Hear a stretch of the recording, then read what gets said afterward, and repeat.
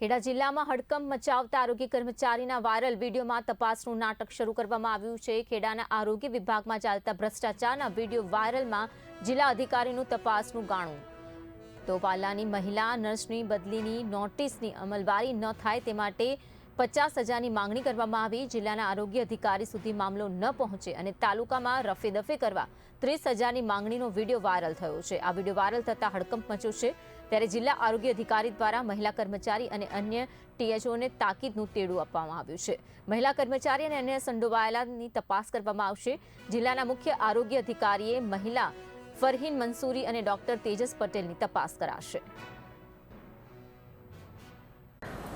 કાલે મીડિયા તરફથી આ જાણવા મળ્યો। હવે અમે એની એક તો તપાસ કરી રહ્યા છીએ, કે જિલ્લા કક્ષાએ એવું કોઈ છે નહીં અને કોઈ પ્રકારના આવી જે બદલી રોકાવા કે બદલી કરાવવા કે એમાં કોઈ પૈસા લેવાતા હોય અમારા ધ્યાન ઉપર છે નહીં।